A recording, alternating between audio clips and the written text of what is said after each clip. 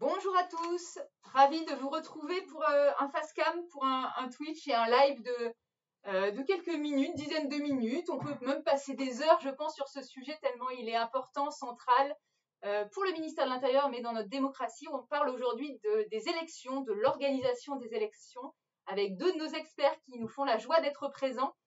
Donc merci à tous d'être présents. On porte encore le masque, comme vous le voyez, pour quelques temps encore, même si j'ai cru comprendre que les choses allaient s'améliorer et qu'on allait pouvoir de nouveau montrer nos visages sur ce Facecam et sur ces lives. En tout cas, ce sera un plaisir de vous voir démasquer, de se voir démasquer. Donc merci à tous d'être présents. Je pense qu'il y a, comme d'habitude, quelques followers qui ont l'habitude de nous retrouver. Et sinon, n'hésitez pas tout au long de ce live à poser vos questions pour parler de ce sujet des élections qui nous occupe aujourd'hui. Merci à tous les deux d'être présents. Marc, tu te présenteras dans un instant, mais pour dire juste quelques mots, tu es adjoint au directeur de la modernisation et de l'administration territoriale. Tu es notamment en charge de ce qu'on appelle la modernisation de l'action publique et on en parlera. Il y a des choses nouvelles dans cette élection parce que l'organisation d'une élection, c'est pas toujours refaire la même chose tous les 5 ans. C'est un petit peu plus compliqué que ça. Et on en parlera dans un instant avec toi. Et s'il y a des questions dans le live aussi, on les prendra tout à l'heure. Alors Sébastien, toi tu es plus spécifiquement au bureau des élections et des études publiques. C'est vraiment vous qui organisez de manière très très minutieuse, parce qu'on n'a pas le droit à l'erreur, les élections. C'est vraiment une action fondamentale pour le ministère de l'Intérieur. On ne peut pas se planter sur l'organisation d'une élection parce qu'on est vraiment dans le cœur de la démocratie. Donc pas le droit à de l'erreur. Mais peut-être je peux te laisser te présenter, quel est ton parcours, puis comment tu en es venu à t'occuper finalement de cette organisation des élections. Bonjour à tous. Donc, mon parcours, pour faire vite, moi j'ai été prof pendant une dizaine d'années, professeur d'histoire, de géographie, et donc comme très souvent aussi d'éducation civique. Et ça fait un petit peu le lien avec ma mission d'aujourd'hui, puisque l'éducation civique, bien évidemment, ça conduit à évoquer les élections.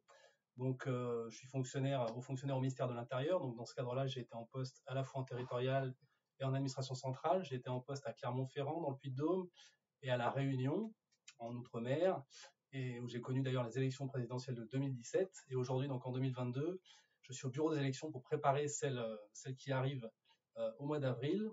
Mon bureau, très concrètement, il assure une mission qui est historique, au ministère de l'Intérieur, puisque le ministère de l'Intérieur est en charge de l'organisation des élections politiques. Et à ce titre, donc, ce bureau et l'ensemble de la direction de la modernisation et de l'administration territoriale s'occupent des élections dans toutes leurs dimensions. Première chose, c'est l'organisation juridique, tous les textes, et pour les élections présidentielles, ça a commencé dès la fin de l'année 2020, puisqu'il faut modifier une loi organique qui organise cette élection. Il faut ensuite prendre les décrets d'application. Donc ça a commencé dès la fin 2020. Il faut ensuite prendre tous les textes qui vont organiser de manière très précise cette élection. Donc ça, c'est le rôle du bureau, vraiment de prendre tous ces textes, et on est en train de. C'est très juridique comme travail. Il faut Dimension, vraiment être fort dans le domaine juridique. En tout cas, il faut avoir des gens qui le sont au sein du bureau, et c'est le cas. Deuxième aspect important, c'est tout le financement aussi. Vous allez tous recevoir, comme vous le savez, de la propagande électorale en mode papier. Donc c'est les programmes de chacun des candidats, c'est ça? Exactement, les programmes des candidats, des bulletins de vote, les bulletins de vote que vous retrouverez aussi dans les bureaux. Tout ça, notamment pour l'élection présidentielle, c'est l'État qui le finance. Donc il y a une grosse dimension aussi budgétaire et puis logistique, parce qu'il y a un peu plus de 47 millions d'électeurs qui sont inscrits dans la grande liste électorale unique nationale, qui est le répertoire électoral unique. Et il faut que chacun soit inscrit d'abord dans le bon bureau de vote, dans la bonne commune, reçoive sa propagande électorale, donc les programmes des candidats, et ensuite, le jour du scrutin, puisse avoir les bulletins pour aller ensuite se prononcer dans l'isoloir. Donc ça aussi, toute cette organisation financière logistique, elle est gérée par le bureau. Et puis, dernier aspect, dans ce bureau, il y a aussi tout ce qui est organisation, la remontée des résultats. On vote essentiellement en France, comme vous le savez, à l'urne. Tous ces résultats sont ensuite centralisés au niveau des communes, puis au niveau des préfectures, puis au niveau du ministère de l'Intérieur, qui publie ensuite ces résultats donc le soir des élections en direct. Donc tout ça, c'est un processus assez long qui est aussi géré par le bureau, avec tout un ensemble d'applications informatiques qui nous permettent donc de publier des résultats dans des délais qui sont assez rapides par rapport à la mobilisation donc de 47 millions d'électeurs dans plus de 35 000 communes. Donc si je résume, juridique, budgétaire, de l'organisation, et aussi un peu des outils informatiques sur les remontées des résultats. Faut être quand même fortiche pour bosser chez vous. Les gens qui sont au bureau sont souvent des gens, bien évidemment, qui l'ont choisi, qui ont des compétences un peu spécifiques, qu'elles soient juridiques, numériques, budgétaires. Et il y a une transversalité de cette mission, en s'intéressant à tout l'aspect organisation, qui est effectivement le côté assez intéressant et quand même, je dirais, captivant. Et à ce titre, c'est plutôt une chance, je pense, d'être à ce poste. Je sais que mon voisin, là où il a occupé précédemment d'ailleurs, pourra largement dire, je pense, la même chose, voire compléter le côté, comment dire, passionnant de cette mission. Alors justement, ce qui est passionnant, c'est que c'est au fondement de la République finalement. Le droit de vote, c'est le moment démocratique. Oui, exactement, tu as raison, c'est vraiment le moment où il faut vraiment, j'allais dire, s'engager. Et puis, ce qui semble assez simple finalement sur une seule journée, en fait, c'est vraiment une préparation de plus d'une année à l'avance, et une préparation qui se fait tous les mois, toutes les semaines, tous les jours, on fait quelque chose de nouveau. Et donc, on voit ça j'allais dire, dans l'ensemble de l'environnement, justement, comme l'a cité Sébastien, juridique, financier, logistique. On a beaucoup de choses qui sont mises en place, et à chaque fois, on essaye de moderniser évidemment le système pour que ce soit le plus simple, le plus facile pour les lecteurs. Et évidemment, j'ai plusieurs exemples que je pourrais te dire, hein, comme par exemple l'inscription sur liste électorale qui a été faite en ligne et sur laquelle on a eu vraiment un grand succès. Est-ce qu'il y a des gens qui trouvent que c'est compliqué parce que objectivement, moi je vais voter en bonne citoyenne, je me déplace parce que je connais, c'est tout le temps au même endroit mon bureau de vote, je rentre, des fois il y a 2 files, alors des fois je sais plus trop de quel côté il faut que j'aille, mais si je me trompe, on me réoriente. Mais est-ce que les gens trouvent que c'est compliqué? Est-ce qu'il y a des marges de modernisation encore? Alors, il y a toujours des marges de modernisation. Tu cites par exemple l'exemple effectivement d'aller dans son bureau de vote. Aujourd'hui, ce qu'on envoyait à chaque fois et que tout le monde a, c'est la fameuse carte électorale.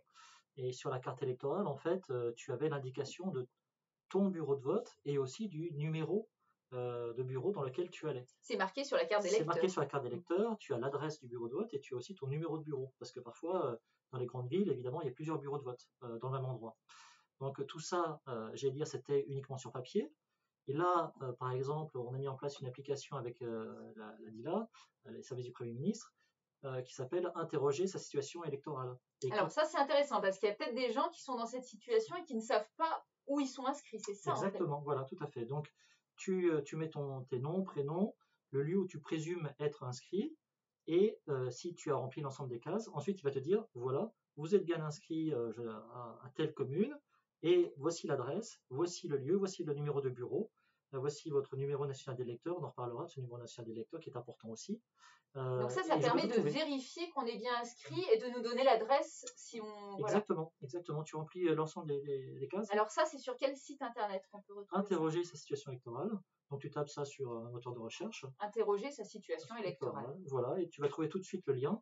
Ensuite, tu cliques dessus et après, en fait, tu remplis simplement tes noms, prénoms, lieu où tu présumes être inscrit, ta date de naissance, et tout de suite, ça affiche là où tu dois aller voter, et aussi si tu as des procurations que tu as faites ou que tu as reçues. D'accord. Donc ça, c'est intéressant aussi pour savoir si effectivement quelqu'un te dit voter pour quelqu'un. Voilà, quelqu'un te dit j'ai fait procuration pour toi. Tu peux vérifier si effectivement la procuration est bien en ordre.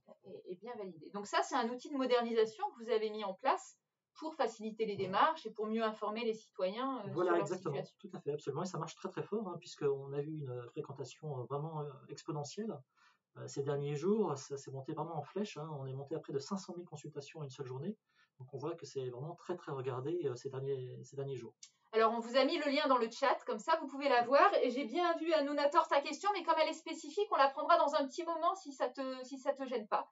En tout cas, merci et n'hésitez pas à poser vos questions. Là, on fait un peu la présentation générale au début, mais on prendra bien sûr vos questions tout à l'heure. Alors, il y a une autre chose aussi, je crois, qui est spécifique cette année, c'est qu'on va tous recevoir à la maison la carte d'électeur. D'habitude, c'est pas tout le temps le cas, mais là, toutes les personnes qui peuvent aller voter reçoivent cette carte d'électeur. C'est bien ça? Absolument, c'est tous les 5 ans que tu reçois ta carte d'électeur. Ah, tu en as une? Je l'ai amenée, évidemment. Alors, tu vois la carte d'électeur, hein, je la montre. J'allais dire c'est la carte d'électeur habituelle, sauf qu'il y a un élément supplémentaire. Enfin, il y en a 2 qui ont changé. Le premier, c'est que tu as le QR code qui s'affiche, que vous voyez là, et qui permet de renvoyer directement sur le site refondu que l'on a fait au ministère de l'Intérieur, et qui permet de faire l'ensemble des démarches électorales. Donc s'inscrire, interroger sa situation électorale, faire une procuration, Ah, ça c'est intéressant. connaître les dates des élections, les résultats précédents, tout ça, c'est sur le site. Trouver les programmes des candidats quand ils seront disponibles? Tout à fait, sauf pour l'élection présidentielle, D'accord. parce qu'en fait, c'est sur un site spécialisé et on D'accord. fait un renvoi. Donc, on peut aussi. C'est un passer peu par le là. portail pour les élections. Exactement.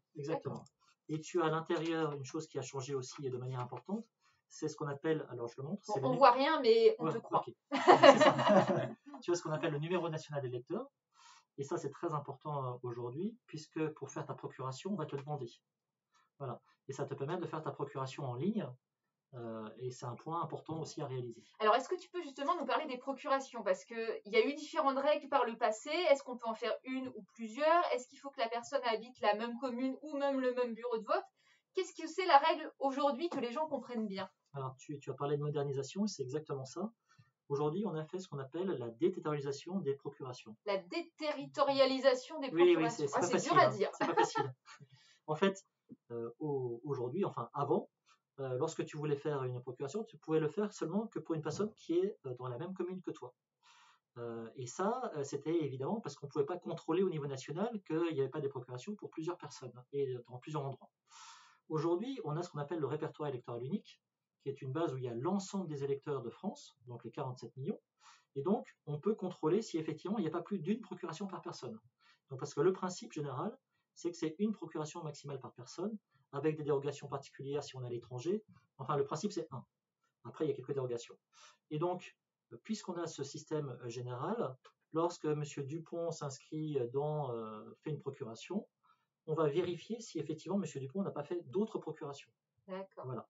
Et grâce à ce système, maintenant, on peut donc faire une procuration non seulement pour quelqu'un qui est dans sa commune, mais quelqu'un qui habite dans une autre commune. Et ça, c'est très important, et c'est pour faciliter justement l'exercice du droit de vote, puisque les gens, en fait, vont pouvoir aller dans une commune à côté. Vous avez par exemple vos parents qui sont juste à côté, un enfant, un oncle. On n'a pas une besoin de faire nièce. plusieurs bureaux de vote. On pourra voter une fois pour soi, une fois pour la personne Exactement. pour laquelle on a procuration, Tout à et fait. tout ça au même endroit. Alors, pas au même endroit, attention, il faut aller dans le bureau de vote D'accord. même de la personne qui t'a donné procuration. Ok. Mais généralement, je parle de la région parisienne, mais ça peut être aussi dans d'autres villes, évidemment. Mais très souvent, on n'habite pas très loin, généralement, de la famille. Et dans ce cas-là, ça facilite, bien sûr, le vote. Bon, je crois qu'on a tout compris. En tout cas, s'il y a des questions sur les procurations, n'hésitez pas à les poser. Alors, je vais prendre la question d'Anunator qui est très précise. Alors, je ne sais pas si vous saurez répondre. Si on ne sait pas, on ne répond pas. C'est ça la règle. Alors, dans mon école en Belgique, il y a une amie habitant en France, mais ayant une carte d'identité belge. Et donc, elle n'a pas le droit de voter ni en Belgique car elle n'est pas résidente, ni en France car elle n'a pas de carte française. D'accord. C'est un peu bizarre ça, non? Parce que normalement, si on est belge, on peut voter en Belgique. Oui, mais par définition, tu ne votes pas pour les élections présidentielles puisque tu n'es pas. C'est vrai. Tu n'es pas française.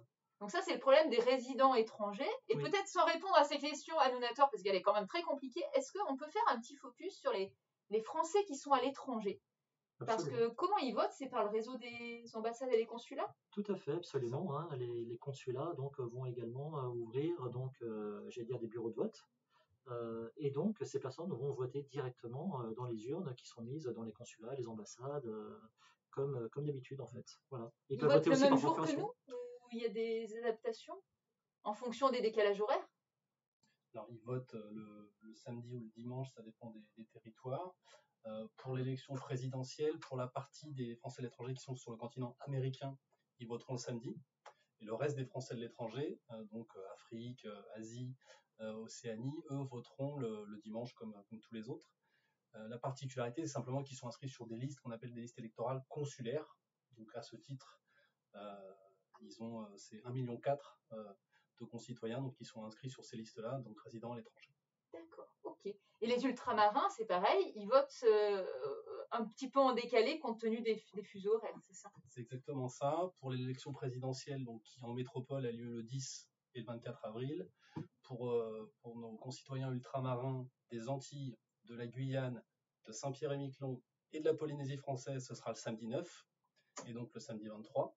Et pour tous les autres, ça sera comme la métropole, le 24 et le 10. Je vous avais pas menti en vous disant qu'on avait les 2 meilleurs experts qui connaissent vraiment leur domaine sur le bout des doigts jusqu'aux heures de vote de chacun des départements et territoires d'outre-mer. Bravo, en tout cas. Alors moi, j'avais une autre question un peu plus générale. Est-ce qu'on a une action pour lutter contre l'abstention? Parce qu'on en a beaucoup parlé et on a vu aux dernières élections des fois des taux de participation assez bas. Il y a des fois des gens qui trouvent que c'est pas la peine d'aller voter ou qui se déplacent pas au bureau de vote.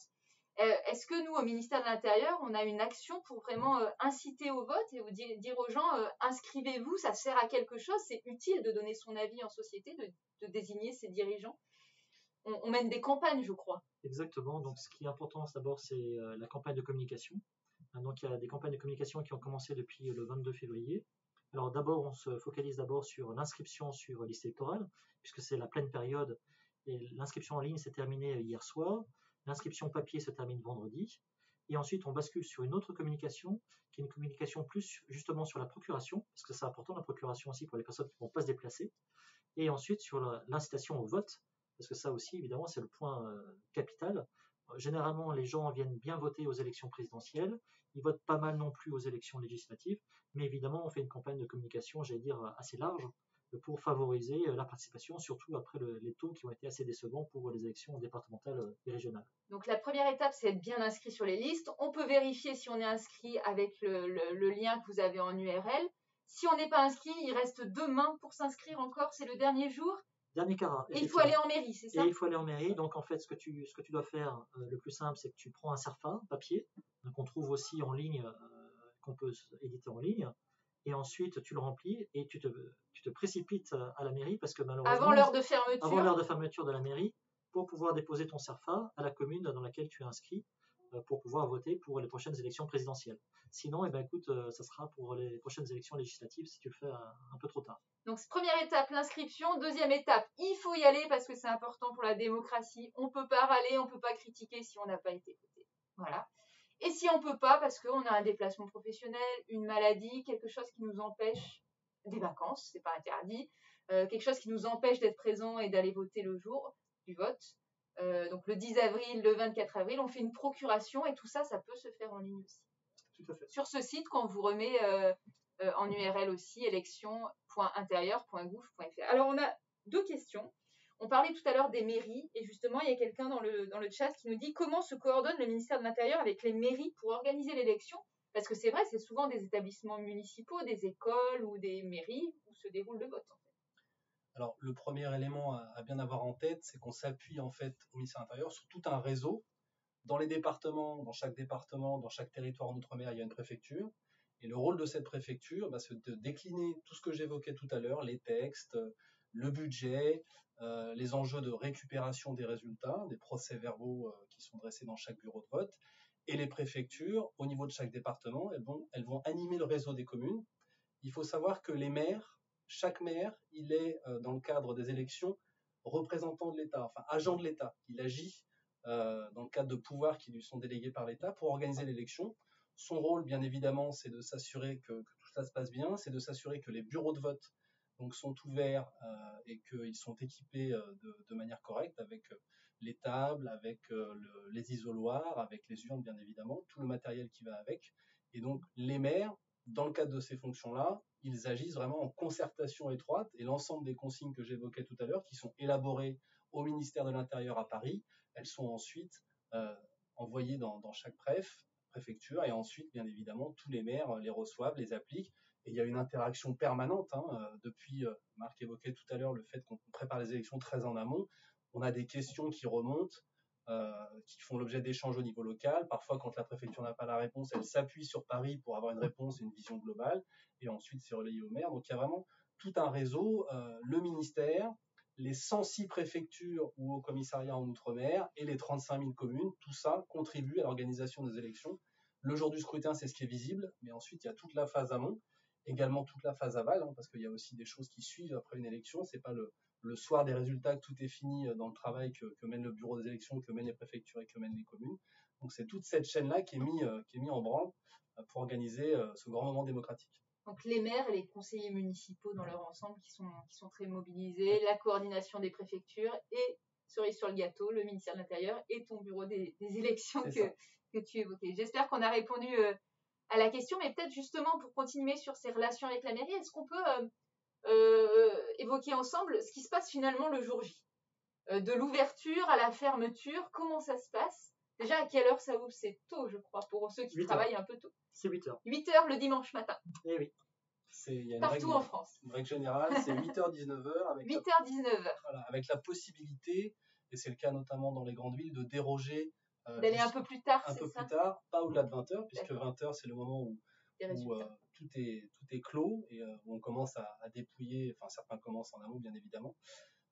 Donc ça commence à 8h, ça commence un petit peu avant parce que bien Faut évidemment installer. chaque bureau de vote doit être installé par les personnels communaux et les mairies interviennent là aussi, hein, bien évidemment, pour installer les tables, les endroits. Quand vous allez dans un bureau de vote, la première chose qu'on va faire, c'est d'abord de vous demander votre identité. On va s'assurer ensuite que vous avez bien pris sur ce qu'on appelle des tables de décharge l'ensemble des documents qui vont vous permettre de voter, les bulletins de vote. On est obligé de tout prendre ou pas? Parce que des fois, les personnes, elles vous regardent d'un mauvais œil si vous prenez que un ou deux, ou alors il faut prendre un de chaque tas. Comment ça se passe? Il y a des règles là-dessus? Non, il n'y a pas de règle, c'est simplement de la recommandation. Hein, de prendre, j'allais dire, Parce qu'il ne faut l'ensemble. pas qu'on sache pour qui vous votez, Oui, c'est ça le tout à fait. principe. Alors, en réalité, les personnes font un peu ce qu'elles veulent. D'accord. Elles peuvent prendre effectivement un bulletin, parfois d'autres se contentent de prendre juste le bulletin qui les intéresse, d'en prendre 2 ou 3.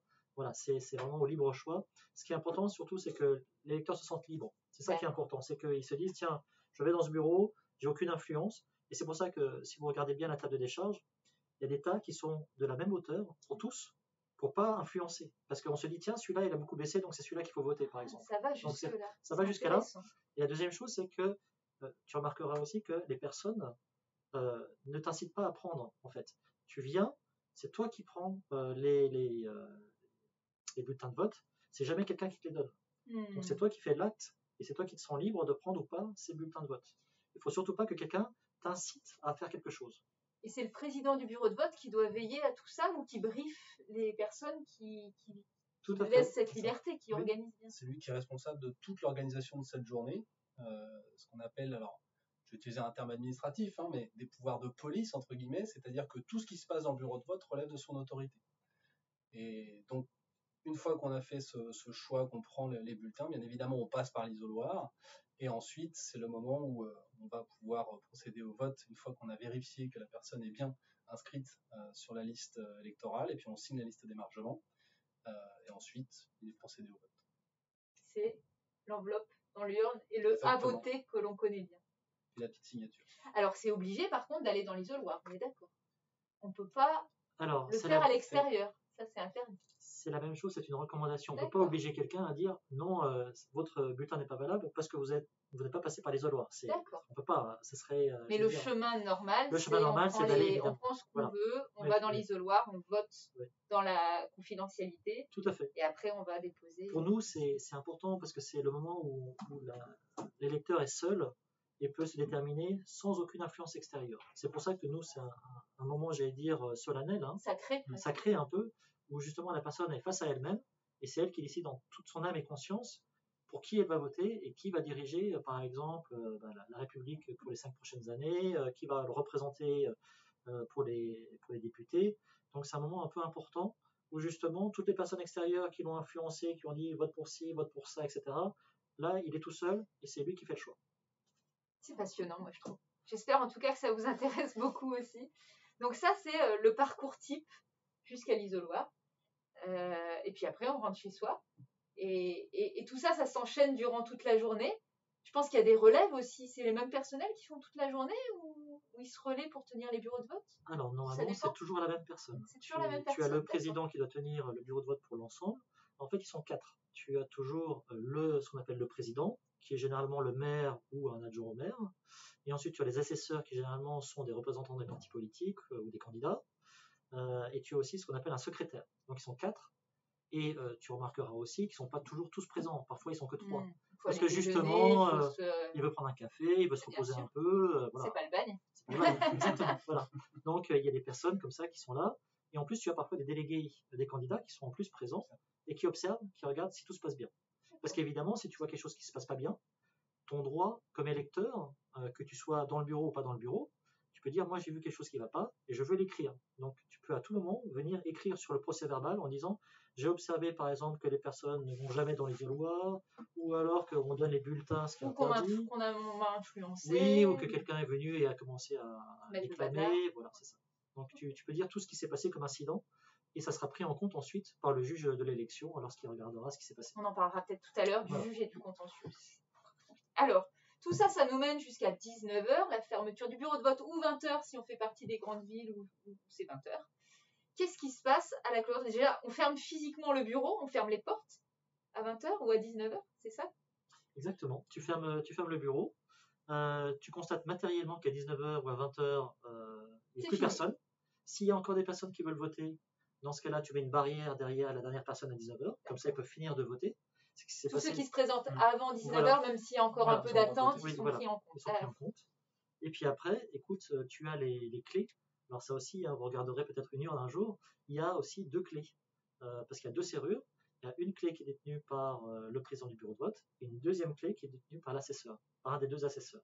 Et donc il faut les 2 clés pour ouvrir l'urne et ensuite donc retirer l'ensemble des enveloppes.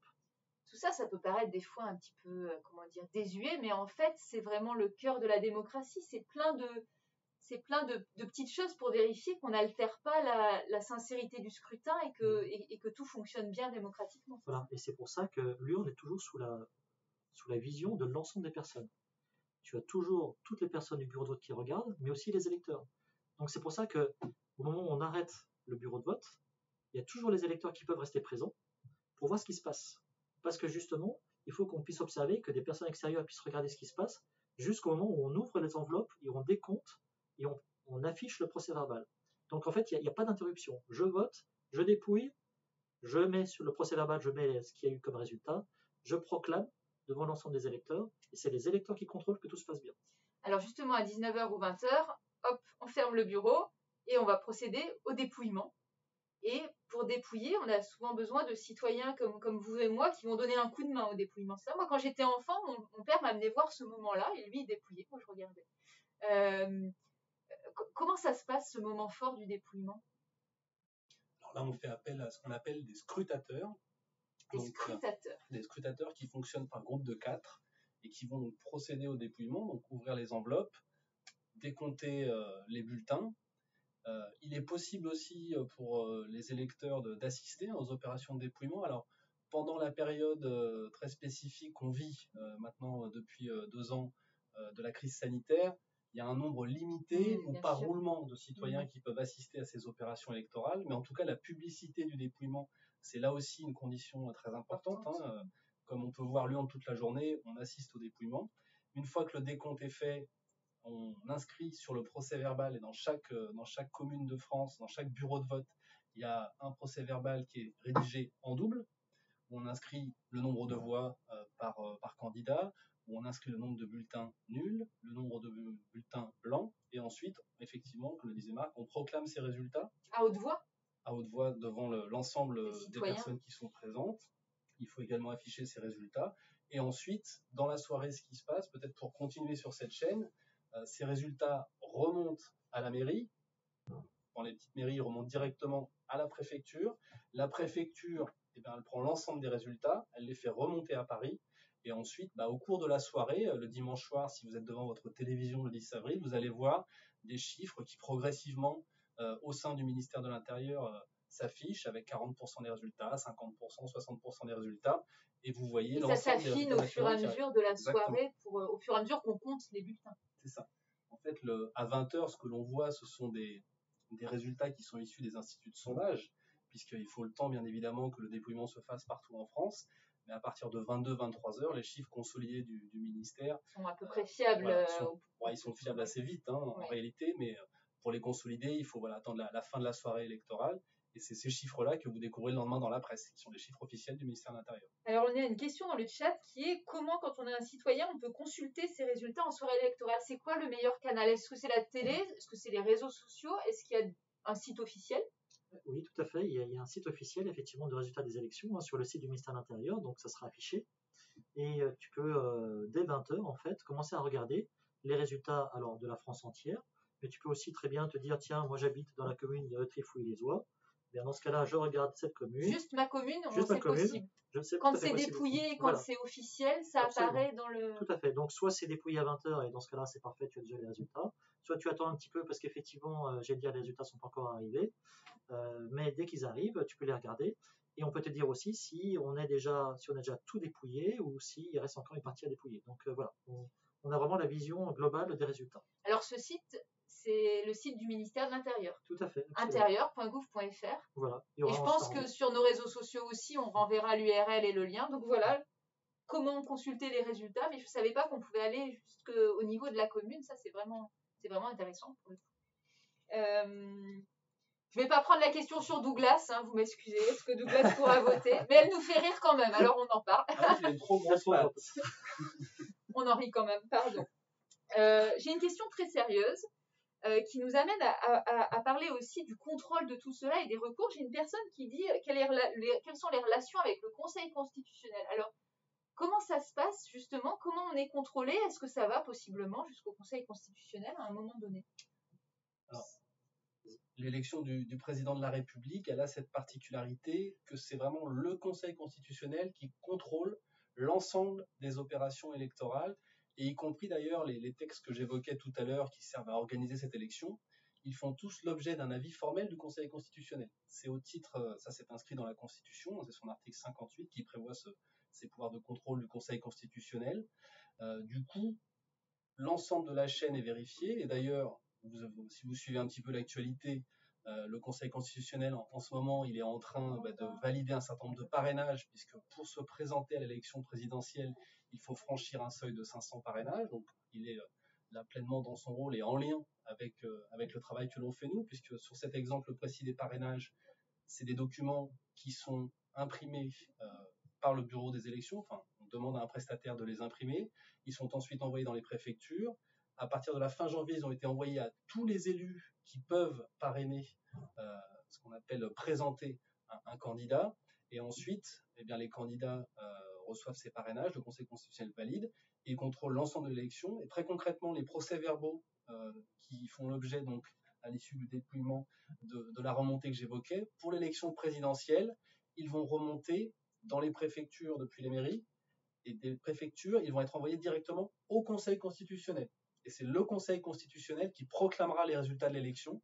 Donc c'est la particularité de cette élection. Plusieurs jours après, ou c'est dans les jours qui suivent, c'est très rapide. le mercredi au plus tard. C'est un sacré boulot. C'est un sacré boulot. En fait, on ramène tout dès le lundi, et puis dès le lundi, en fait, le Conseil constitutionnel commence à éplucher tous les PV pour pouvoir, je crois, faire l'annonce. Dans mes souvenirs, je crois que c'est mercredi. Hein, c'est mercredi au plus tard. Oui, il le fait, l'annonce. Donc il a Ils 2-3 doivent pas jours. beaucoup dormir. Non. D'accord. Alors, j'avais vu passer d'autres questions dans le chat. La première, c'est comment les prisonniers votent? Comment ça se passe pour les gens incarcérés? Alors, il y a un dispositif très spécifique qui est prévu. Les prisonniers, lorsqu'ils disposent bien évidemment de leur droit de vote, qu'ils ont la possibilité de le faire, ils peuvent voter soit par procuration, c'est un premier dispositif, soit ils peuvent voter par correspondance. D'accord. Et ce vote par correspondance, en fait, par la poste. Alors c'est en fait une centralisation. Ils reçoivent ce qu'on évoquait tout à l'heure, les documents, les bulletins de vote, les enveloppes. Ils votent au sein de l'établissement pénitentiaire. Au sein de l'établissement pénitentiaire, tout cela est récupéré, puis ensuite envoyé là aussi à Paris où c'est dépouillé. Ou pour les élections législatives, on a deux dispositifs un peu parallèles. Aux élections législatives, c'est envoyé dans un bureau de vote au niveau départemental et c'est dépouillé à ce niveau-là. Donc, les détenus, sur l'élection, les élections départementales et régionales, on a eu un petit peu plus de 5000 détenus qui ont voté, ce qui est un chiffre qui est assez remarquable par rapport à ce qui pouvait exister précédemment. Et des premiers chiffres qu'on a sur les gens qui sont inscrits sur liste électorale, on s'attend à ce qu'un peu plus de 10 000 détenus votent pour l'élection présidentielle. Et c'est important qu'ils exercent leurs droits, s'ils ont ce droit, ce droit civique, effectivement. Alors après, on a notre question belge qui revient, mais un peu différemment. Alors on repart sur la question belge, Anounator. Donc Anounator dit, si j'ai bien compris, il faut vraiment avoir une carte française pour voter. Une carte nationale d'identité française pour voter. Il faut être de nationalité française. Pour l'élection présidentielle et législative, oui. Donc il faut être français, soit naturalisé, soit né en France. Enfin voilà, il faut avoir son passeport ou sa carte nationale d'identité française. Tout à fait. En fait, je précisais, il y a 2 exceptions. Voilà, c'est ça ce qu'allait dire Sébastien. Je vous avais dit vraiment que c'était des très bons experts. On a un bon rôle de Ils sont d'accord entre eux en plus, donc c'est rassurant. En fait, quand tu es dans l'Union européenne, tu peux voter donc à 2 types d'élections. Les élections européennes, c'est logique, et aussi les élections municipales. Voilà, donc il y a 2 exceptions. Il y a ce qu'on appelle donc des listes complémentaires d'inscription, et c'est sur ces 2 listes-là que les gens sont inscrits et peuvent voter à ces 2 types d'élections. Donc Mais pas pour la présidentielle. Si tu es belge, tu ne pourras pas voter pour la présidentielle parce que c'est la représentation de la nation et donc de la France.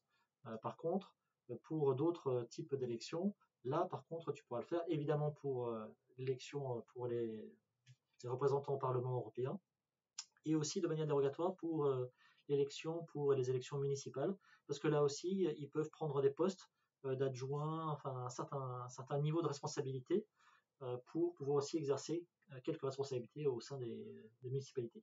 Oui, parce qu'on oublie peut-être un petit peu, mais le droit de vote, ça va avec la citoyenneté, et être citoyen français, c'est être de nationalité française aussi, donc tout ça est lié, même s'il y a des adaptations, des dérogations du fait de l'Europe et des collectivités territoriales. Donc j'espère cette fois-ci, Annunator, qu'on a mieux répondu à ta question belge.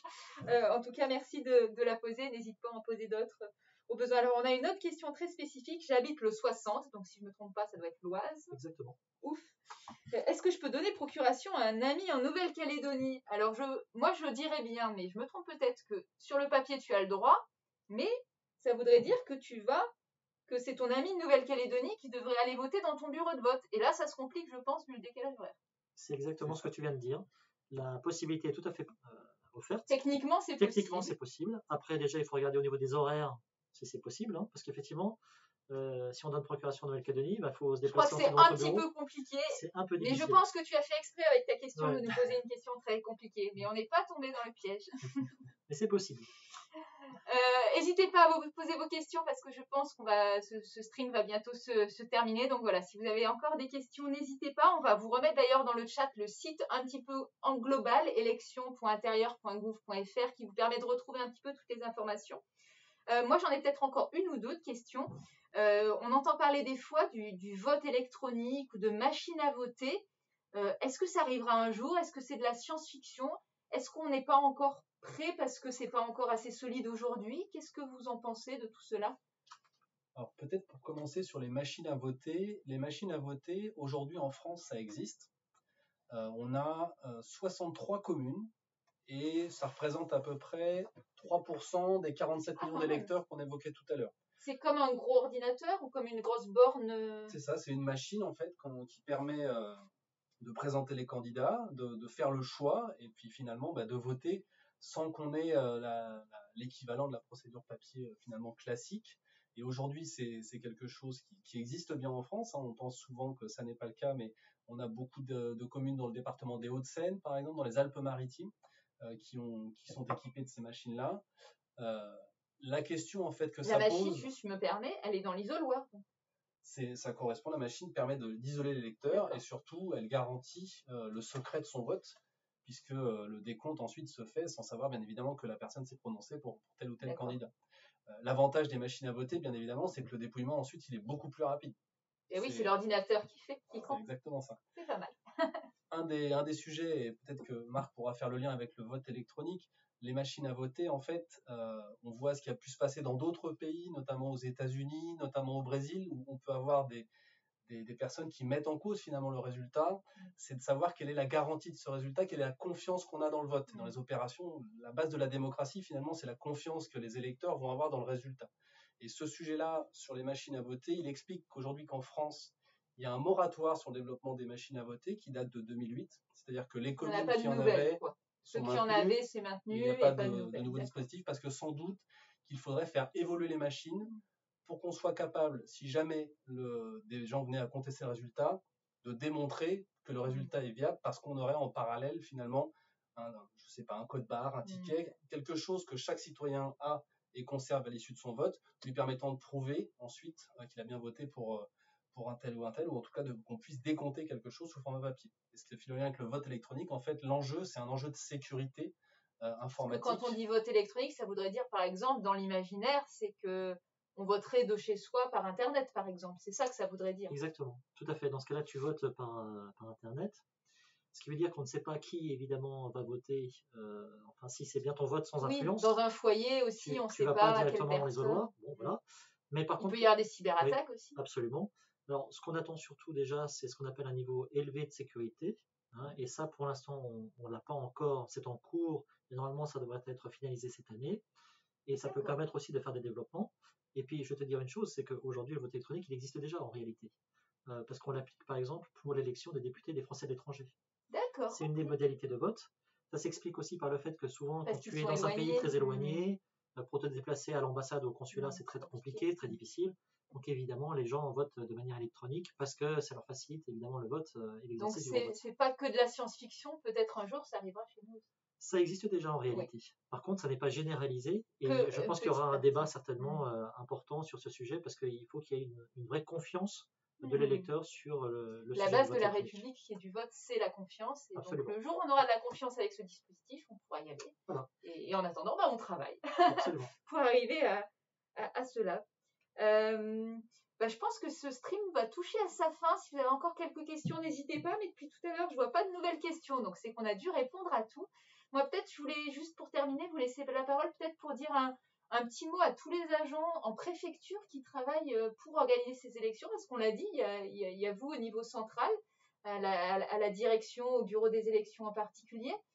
Et puis en préfecture, c'est toute une organisation aussi, de la présence sur les week-ends. C'est beaucoup de travail de la part des agents qui s'occupent de cela. C'est effectivement, merci Camille de cette question, parce qu'on voit assez régulièrement finalement l'ensemble des personnes qui travaillent dans les bureaux des élections des préfectures, et on sait que le travail qu'ils mènent, on pourrait se dire finalement les élections, c'est le mois qui précède, le week-end Ou du c'est tous les scrutin, et 5 ainsi de ans. suite. En réalité, tout ce que j'évoquais que fait le bureau à Paris, qui est le mien, c'est fait aussi au niveau de chaque département par les agents qui travaillent, qui sont très fortement engagés dans ces missions-là, qui ne comptent pas leurs heures. Il faut aussi reconnaître que quand vous êtes sur un week-end électoral, bah, le samedi et le dimanche, vous êtes à plein en train de travailler et il n'y a pas de pause. Donc moi, je tiens particulièrement à saluer les 350 agents au niveau national. C'est pas énorme, mais c'est quelque chose qui est finalement la garantie de notre vie démocratique. C'est un petit peu ça qui est la fibre de ce métier-là, et c'est ça aussi qui fait que les gens qui sont dans les bureaux d'élection, ils restent souvent assez longtemps parce qu'ils ont cette fibre-là. Donc saluer à la fois leur action, leur engagement, et puis leur demander, comme toujours, que leur motivation reste complète, puisque dans le mois qui vient, on sait qu'ils vont être très fortement sollicités. Au mois d'avril et au mois de juin aussi pour les élections législatives. Donc ils n'ont pas fini de C'est un marathon. travailler. Un marathon. On est sur un marathon électoral, c'est ça. Marc, un petit mot de la fin, républicain? Oui, bah, pour te dire simplement, bah, évidemment, allez voter, hein, ça c'est vraiment le slogan qu'on a utilisé cette année pour les élections présidentielles et législatives. C'est vraiment, j'allais dire, le but. Après une année 2021 où on a vu un certain fléchissement de la participation électorale, nous ce qu'on espère surtout, c'est qu'il y ait une légitimité de nos institutions, surtout dans ces temps un peu troublés. C'est important de montrer que les Français s'impliquent, votent, déterminent en liberté le choix de leur prochain président de la République, le choix de leur prochain député. Et écoutez, on a tout fait pour que cette période se passe au mieux et que tout le monde soit prêt pour les jours que je rappelle, les 10 et 24 avril pour les élections présidentielles et les 12 et 19 juin pour les élections législatives. Eh bien, le message est bien passé. Allez voter parce que c'est important la démocratie, qu'il faut la préserver et qu'elle passe aussi par le vote. Merci à tous de nous avoir suivis. D'ailleurs, de nous avoir suivis depuis toute cette année. Merci Marc, merci Sébastien. Moi, je vous dis à bientôt parce que je vais être un petit peu moins présente sur Twitch parce que aussi débute la période de réserve. Donc, c'est un moment où les administrations, la communication institutionnelle s'efface un petit peu au profit du politique pour qu'il y ait une campagne politique sans mêler l'administration et le politique. Donc, je serai un petit peu moins présente les jeudis soirs. Donc, ce rendez-vous va s'espacer un peu, mais je reviendrai au mois de mai avec plein de nouveaux produits, plein de nouvelles idées de communication. En tout cas, merci pour votre présence et n'hésitez pas, je reste joignable bien sûr sur les réseaux sociaux, en DM, et je vous dis à très bientôt et allez voter le 10 et le 24 avril. À bientôt.